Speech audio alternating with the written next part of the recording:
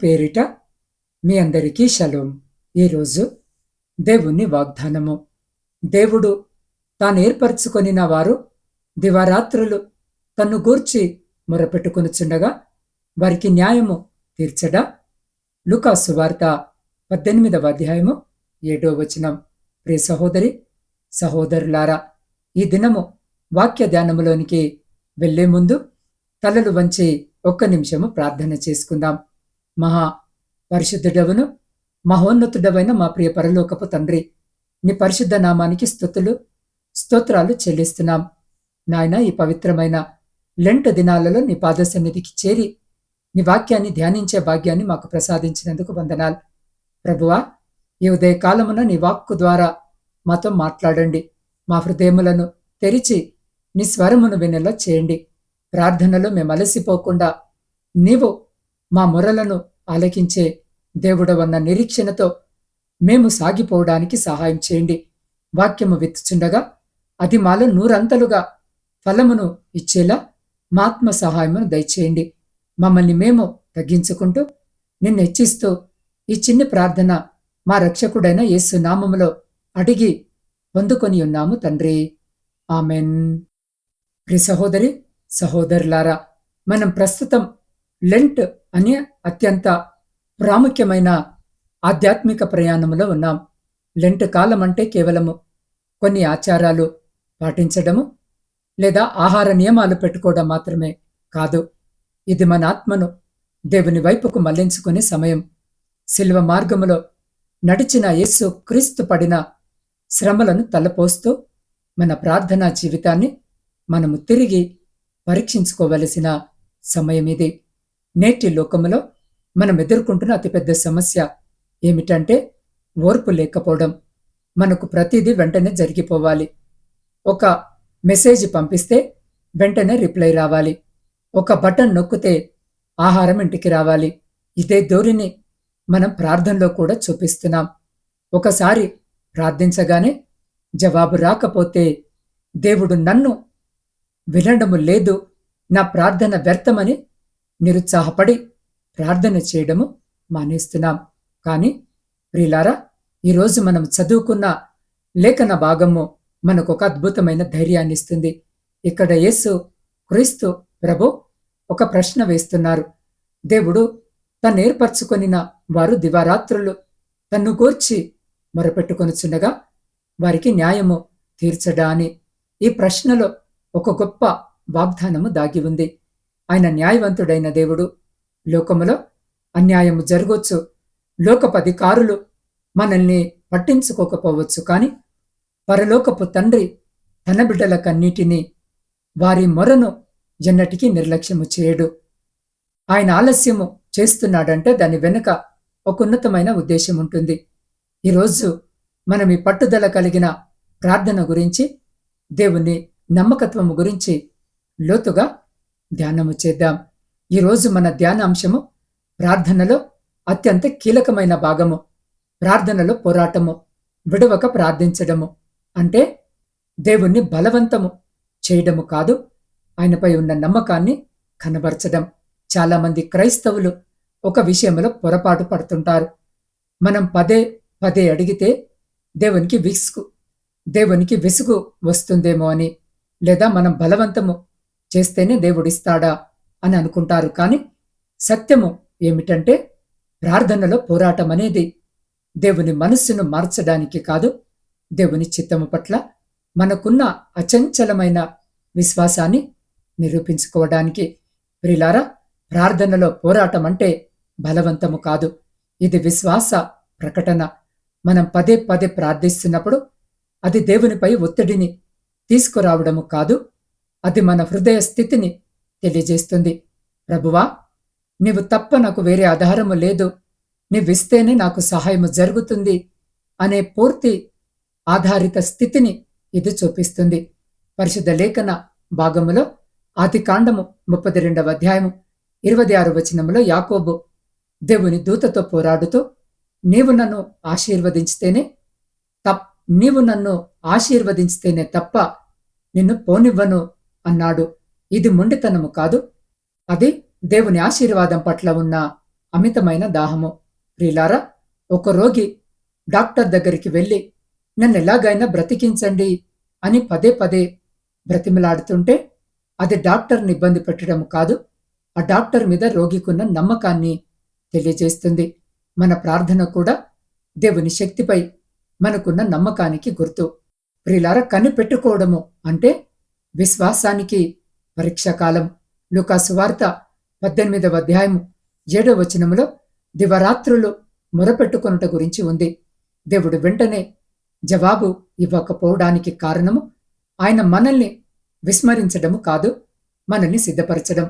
ప్రార్థనలో మనం కనిపెట్టు సమయము మనలోని అపనమ్మకాన్ని కడిగివేస్తుంది. ప్రియులారా, ఆత్మీయ సత్యం అంటే ప్రార్థనలో పోరాటము మనల్ని దేవునితో మరింత దగ్గర చేస్తుంది. జవాబు వెంటనే వస్తే మనము దేవుని దగ్గరికి రావడము మానేస్తామేమో. అందుకే కొన్నిసార్లు ఆయన మనల్ని తన సన్నిధిలో ఎక్కువ సమయం గడపమని కోరుకుంటాడు. ఉదాహరణకు, ఒక శిల్పి రాయిని చెక్కుతున్నప్పుడు దెబ్బ మీద దెబ్బలు వేస్తూనే ఉంటాడు. అది రాయిని హింసించడానికి కాదు, కాని దానిలో ఉన్న అందమైన రూపాన్ని బయటకు తీసుకురావడానికి. అలాగే ప్రార్థనలో ఆలస్యము మనని ఒక ప్రార్థన యోధులుగా తీర్చిదిద్దుతుంది.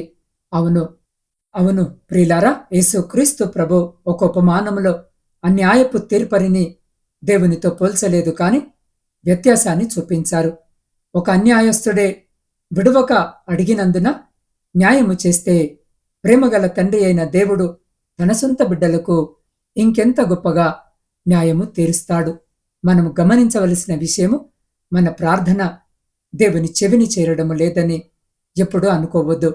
దేవుడు మన ప్రార్థనలను వినడమే కాదు, వాటిని తన జ్ఞాపకార్థ గ్రంథములో భద్రపరుస్తాడు అని 56వ సంకీర్తన 8వ వచనములో వ్రాయబడి ఉన్నది. ఒక తండ్రి తన కొడుకు అడిగిన వస్తువు వెంటనే ఇవ్వకపోవచ్చు, ఎందుకంటే ఆ వస్తువు వాడటానికి కొడుకు ఇంకా సిద్ధముగా లేడని తండ్రికి తెలుసు. తండ్రికి కొడుకు మీద ప్రేమ లేక కాదు, సరైన సమయంలో సరైనది ఇవ్వాలనే తపనతోనే ఆగుతాడు. అవును ప్రియులారా, లోకములో ఒక సామాన్యుడు ఒక ఉన్నతాధికారిని కలవాలన్నా లేదా ఒక ముఖ్యమంత్రితో మాట్లాడాలన్నా ఎన్నో అపాయింట్మెంట్లు, సిఫారసులు కావాలి. కానీ సర్వసృష్టికర్త అయిన దేవునితో మాట్లాడడానికి మనకు ఆటంకాలు లేవు. ఎందుకు అనంటే మనము ఎవరో కాదు, ఆయన ఏర్పరచుకొనిన వారము. యేసుక్రీస్తు ఈ సత్యాన్ని లూకాసు వార్త 18వ అధ్యాయము 7వ వచనములో నొక్కి చెప్తున్నారు. మనము దేవుని స్వంత జనాంగము కాబట్టి మన ప్రార్థనకు పరలోకములో అత్యంత విలువ ఉంది. మనము దేవుని ప్రత్యేకమైన నిధి అని పరిశుద్ధ లేఖన భాగము సెలవిస్తుంది. మీరు మీ దేవుడైన యెహోవాకు ప్రతిష్ఠిత జనము, భూమి మీదనున్న సమస్త జనములలో కంటే మిమ్మును తనకు స్వకీయ జనముగా ఏర్పరచుకొనెను అని ద్వితీయోపదేశ కాండం 7వ అధ్యాయము 6వ వచనములో చెప్పబడిన ప్రకారము దేవుడు మనల్ని ఊరికే ఎంచుకోలేదు. లోకపు వ్యర్థతలో, పాపపు ఊబిలో ఉన్న మనల్ని ఆయన రక్తముతో కొని తన సొంత బిడ్డలుగా చేసుకున్నాడు. ఒక వస్తువు విలువ అది కొన్న ధరను బట్టి ఉంటుంది. మనల్ని కొనడానికి దేవుడు తన కుమారుడైన యేసుక్రీస్తు ప్రాణాన్ని వెలగా చెల్లించాడు. ఉదాహరణకు ప్రియులారా, ఒక సామాన్యమైన మట్టి పాత్రలో ఎవరైనా బంగారము లేదా వజ్రాలు దాచారనుకోండి, ఆ పాత్ర పైన మట్టి కొట్టుకుపోయి ఉన్నా యజమానికి ఆ పాత్ర చాలా ముఖ్యము, ఎందుకంటే లోపల ఉన్నది విలువైనది. అలాగే మనము లోకానికి బలహీనులముగా కనిపించవచ్చు, కానీ దేవుని దృష్టిలో మనము ఆయన రత్నాలము, ఆయన వజ్రాలము. ప్రియులారా, మనము దేవుని బిడ్డలము కాబట్టే మన నోటి నుండి వచ్చే ప్రతి మాట ఆయన చింతకు చేరుతుంది. ప్రకటన గ్రంథము 5వ అధ్యాయము 8వ వచనములో భక్తుల ప్రార్థనలు ధూప ద్రవములతో నిండిన బంగారు పాత్రలు అని వ్రాయబడినది. దేవుడు మన ప్రార్థనలను వినడమే కాదు, వాటిని దాచి ఉంచుతాడు. ఒక తండ్రికి తన ఇంట్లోని అందరి పిల్లల కంటే తన సొంత బిడ్డ ఏడుపు స్వరము వెంటనే గుర్తుపడుతుంది. అలాగే లక్షల మంది మధ్యలో ఉన్న తన బిడ్డ అబ్బా, తండ్రి అని పిలిచినప్పుడు దేవుడు పరలోకములో నీ స్వరాన్ని వినడానికి సిద్ధముగా ఉంటాడు. ఉదాహరణకి పూర్వకాలంలో రాజుల వద్దకు ఎవరైనా వెళ్ళాలంటే భయముగా వెళ్ళేవారు. కాని రాజా కుమారుడు మాత్రము ఏ సమయంలోనైనా తండ్రి గదిలోకి పరిగెత్తుకుంటూ వెళ్ళగలడు. మన ప్రార్థన కూడా అటువంటిదే. మనం దేవుని బిడ్డలము కాబట్టి మనకు పరలోకపు విఐపి ఎంట్రీ ఉంది.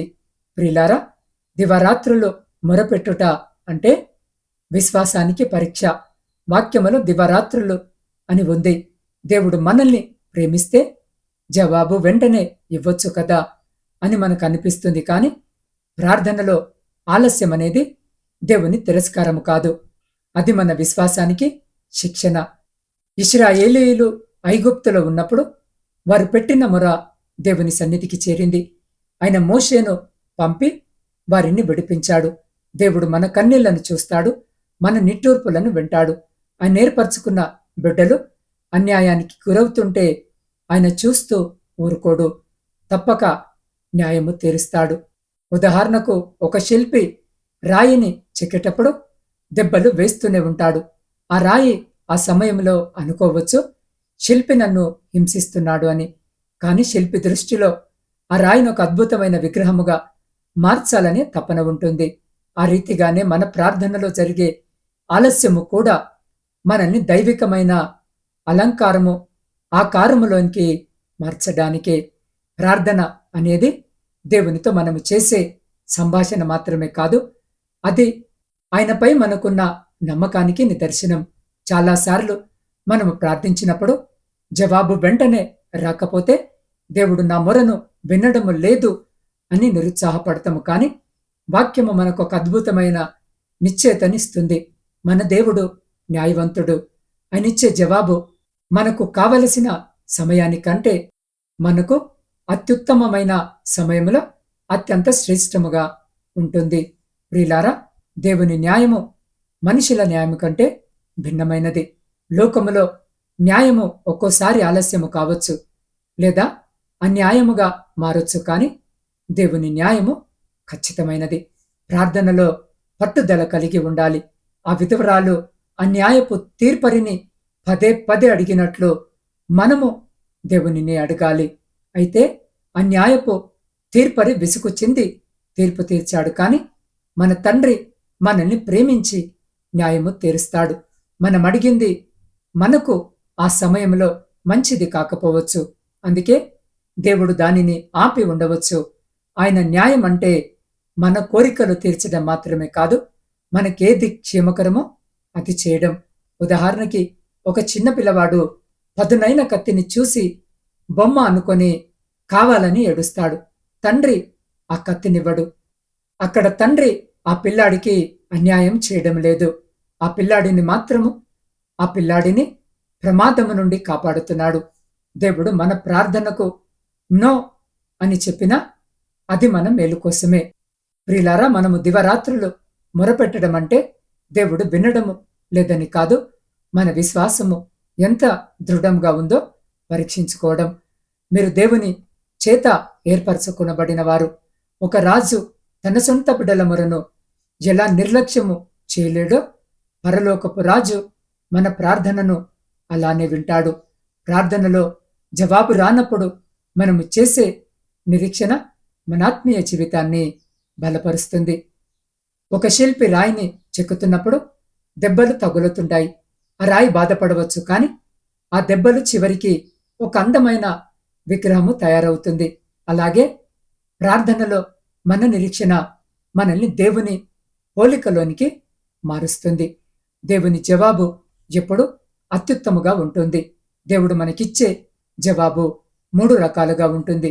వెంటనే మనకాయన అవసరమైనప్పుడు సహాయం చేస్తాడు. ఇంకా సరైన సమయం రాలేదని ఆపుతాడు. ఇది కాదు, అంతకంటే శ్రేష్టమైంది, మనం అడిగిన దానికంటే గొప్పది ఇవ్వడానికి సిద్ధముగా ఉంటాడు. ప్రియ సహోదరి, సహోదరులారా, దేవుడు మనకు న్యాయము తీర్చినప్పుడు అది మన శత్రువుల ముందు మనల్ని తల ఎత్తుకునేలా చేస్తుంది. అది తాత్కాలిక ఉపశమనము కాదు, శాశ్వతమైన ఆశీర్వాదము. ప్రియ సహోదరి, సహోదరుడా, ఒక వ్యక్తి గూడు నుండి బయటకు రావడానికి కష్టపడుతున్న సీతాకోక చిలుకని చూశాడు. అది పడుతున్న కష్టము చూడలేక అతను చిన్న కత్తెరతో ఆ గూడును కొంచెము కత్తిరించాడు. సీతాకోక చిలుక సులభముగా బయటకు వచ్చింది, కాని అది ఎగరలేకపోయింది. ఎందుకంటే ఆ గూడు నుండి బయటకు రావడానికి అది పడే ఘర్షణే దాని రెక్కలకు బలాన్నిస్తుంది. మన జీవితంలో కూడా దేవుడు మన ప్రార్థనకు వెంటనే జవాబిచ్చి ఆ సంఘర్షణను తొలగిస్తే మనం ఆత్మీయముగా ఎదగలేము. ఆయన మనల్ని బలవంతులుగా చేసి సరైన సమయంలో అత్యుత్తమమైన విజయాన్ని మనకిస్తాడు. కాబట్టి ప్రియ సహోదరి, సహోదరుడా, ఈరోజు మనము ధ్యానించినట్లు మన దేవుడు మన ప్రార్థనలను విస్మరించేవాడు కాదు. లోకపు తీర్పరులు ముఖస్థుతిని చూస్తారు, లంచమును ఆశిస్తారు, లేదా విసుగు చెంది తీర్పునిస్తారు. కాని మన పరలోకపు తండ్రి మనల్ని ప్రేమించి మనల్ని ఏర్పరచుకొని మన మొరను ఆలకిస్తున్నాడు. ఈ లెంట కాలంలో మనము నేర్చుకోవలసిన పాఠము ఏమిటంటే, ప్రార్థన అనేది ఒక పోరాటము. సమాధానము రానప్పుడు ఆగిపోవడము కాదు, సమాధానము వచ్చే వరకు మోకరిల్లడమే నిజమైన విశ్వాసం. దేవుడు న్యాయము తీర్చడంలో ఆలస్యము చేస్తున్నట్టు మనకు అనిపించవచ్చు, కానీ అది ఆయన సిద్ధపాటు సమయం. ఆయనిచ్చే జవాబు మన ఊహ కంటే, మన అడుగుల కంటే అత్యుత్తమంగా ఉంటుంది. కాబట్టి మీ కన్నీరు వ్యర్థము కాలేదని, మీ ప్రతి ప్రార్థన దేవుని జ్ఞాపకార్థ పుస్తకంలో వ్రాయబడి ఉందని నమ్మండి. ప్రియ సహోదరి, సహోదరులారా, ఈరోజు ఈ వాక్యము వింటున్న వారిలో ఎవరైనా దేవుడు నా ప్రార్థన వినడం లేదు, నా పరిస్థితి మారడం లేదు అని నిరుత్సాహములో ఉన్నారా? అనేక ఏళ్లుగా ఒకే విషయం కోసము ప్రార్థించి అలసిపోయారా? అయితే ఈరోజు ప్రభు మీతోనే మాట్లాడుతున్నారు. ఆయన మీ పక్షాన న్యాయము తీర్చుటకు సిద్ధముగా ఉన్నాడు. మీ హృదయాన్ని ఆయనకు అప్పగించండి. ప్రభువా, నా ఓపిక నశించిపోతుంది, నాకు నీ బలమును దయచేయి, నీవిచ్చే జవాబు శ్రేష్టమైందని నమ్మే విశ్వాసాన్ని నాకు ప్రసాదించు తండ్రి అని అడుగుదాం. ఈ లెంట దినాలలో ఒక నూతన ప్రార్థన అనుభవంలోనికి మనము ప్రవేశించలాగున కొన్ని నిమిషాలు తలలు వంచుకొని ఆయన పాద సన్నిధిలో ఆయనను స్తుతి ఆరాధన చేద్దామా?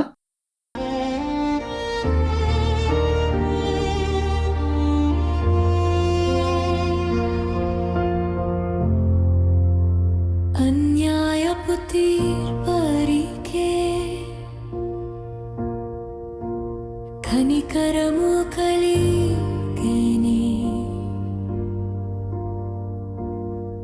ప్రేమమయుడవు నీవు నా ప్రార్థన త్రోసివేతువా.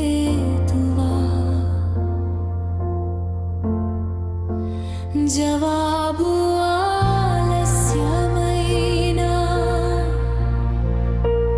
అది నా మేలుకే అని, నీ శ్రేష్టమైన కాలముకై కనిపెట్టి ఉంటాను. నా విశ్వాసము ఓడిపోనీయక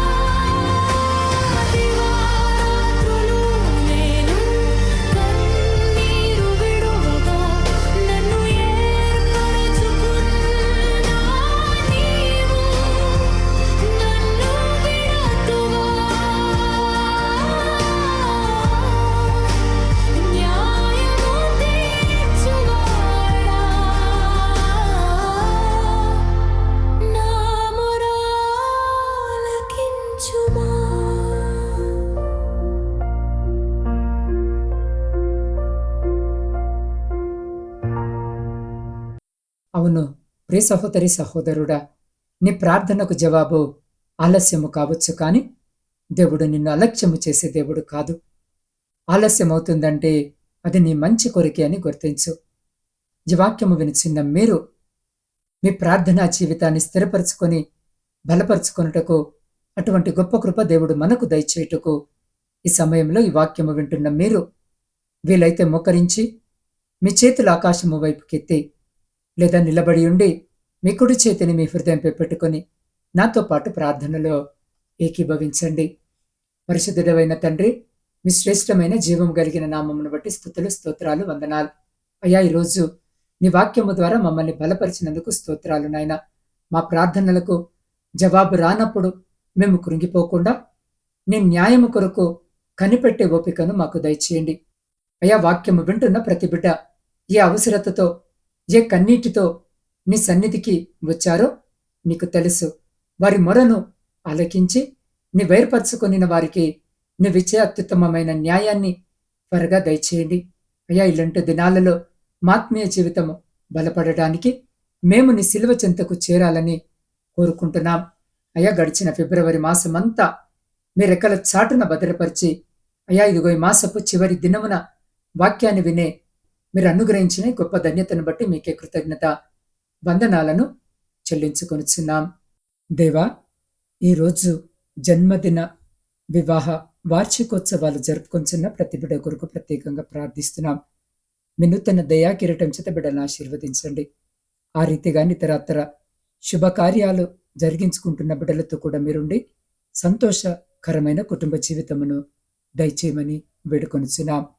శారీరక, మానసిక బలహీనతలతో బాధపడుతున్న ప్రతి బిడ్డను మీ పాదసన్నికి తీసుకొని వస్తూ ఉన్నాం. ప్రాముఖ్యంగా నా తండ్రి, క్యాన్సర్ వ్యాధితో బాధపడుతున్న నవీన సత్య, మేఘన, యశస్విని, మల్లికార్జున స్వామి, జహంగీర్, సుబ్బారావు, పద్మ, జ్యోతి, కళావతి, రాజేశ్వరి, భాష, హిమజ, యశస్విని, ఖైరునీసా, రమాదేవి, విమలమ్మ, అనుష, మార్తమ్మ, వీరందరిపై నీ కరుణా హస్తాన్ని ఉంచి క్యాన్సర్ కణాలను నిర్మూలించి వారికి కొత్త జీవనాన్ని, ధైర్యాన్ని ప్రసాదించమని వేడుకొంచున్నాం. కిడ్నీ వైఫల్యముతో బాధపడుతున్న సిద్ధు, లక్ష్మణ్, ప్రవీణ్ కుమార్, తేజ, నాగజ్యోతి, నయోమి, సన్నీలకు శక్తిని దయచేయండి.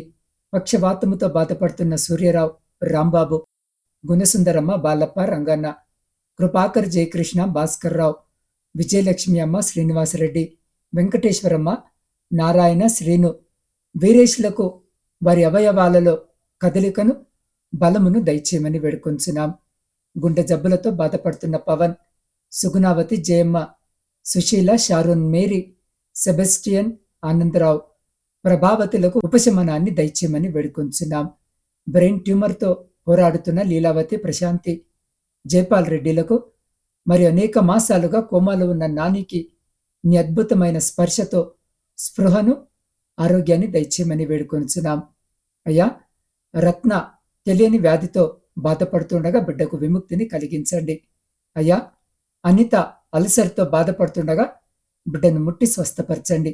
సజిత్ 10 ఏళ్లుగా అనుభవిస్తున్న ఒంటరితనము, భయము నుండి అతనికి విడుదల ప్రసాదించమని వేడుకొంచున్నాం. కీర్తన, వెంకటేశ్వరమ్మ, నూకరత్నంలో కీళ్లవాతముతో బాధపడుతూ ఉండగా నొప్పుల నుండి ఉపశమనమును దయచేయమని వేడుకొంచున్నాం. హెచ్ఐవితో బాధపడుతున్న లక్ష్మిని, కుమారిని మీరు ముట్టి స్వస్థపరచమని, వారికి మానసిక, శారీరక శక్తిని దయచేయమని వేడుకొనుచున్నాం. దేవా, దుష్ట శక్తుల పీడనతో బాధపడుతున్న అఖిలకు సంపూర్ణ విడుదలను దయచేయండి. అయ్యా, సోరియాసిస్ వ్యాధితో బాధపడుతున్న వర్షిణిని జ్ఞాపకం చేసుకోండి. ప్రాముఖ్యంగా నా తండ్రి, సమయంలో చిన్నారి బిడ్డ పునర్విక శ్రీ కొరకు ప్రార్థిస్తున్నాం. తండ్రి, ఈ చిన్నారి బిడ్డ స్పెషల్ మస్క్యులర్ అట్రోఫీ అని అత్యంత అరుదైన జన్యుపరమైన వ్యాధితో పోరాడుతుంది. అయా, బిడ్డని జ్ఞాపకం చేసుకుని ముట్టి స్వస్థపరచమని వేడుకొంచున్నాం. పేర్లు చెప్పబడని అనేక మంది బిడ్డల కొరకు కూడా ప్రార్థిస్తున్నాం. అయ్యా, ఈ బిడ్డలందరికీ చికిత్స అందిస్తున్న వైద్యులకు జ్ఞానాన్ని, పరిచర్య చేస్తున్న కుటుంబ సభ్యులకు ఓపికను ప్రసాదించండి. వారి కన్నీళ్లు తుడిచి వారి గృహాలలో సంతోషాన్ని నింపమని ప్రార్థిస్తున్నాం. దేవ, ప్రాముఖ్యంగా నా తండ్రి, ఈ సమయంలో ప్రపంచంలో శాంతి సమాధానాలు కలిగించండి. విడిపోయిన విచ్ఛిన్నమైన ప్రతి కుటుంబాన్ని తిరిగి కట్టుమని వేడుకొనిచున్నాం. కుటుంబ పోషణకై కుటుంబాలను వదిలి అయా ఇతర పరాయి దేశాల్లో ఉద్యోగాలు చేసుకుంటున్న బిడ్డలను జ్ఞాపకం చేసుకోండి. వారి చేతుల కష్టార్జితాన్ని ఆశీర్వదించండి. ఎంతో మంది బిడ్డలు నా తండ్రి హింసల బారిన పడుతూ ఉండగా అయా కృప చూపండి, దయ చూపండి, జ్ఞాపకము తెచ్చుకోమని వేడుకొనిచున్నాం. అధికారుల దయను, యజమానుల దయను పొందుకునేలాగున వారితో మీరు మాట్లాడండి తండ్రి.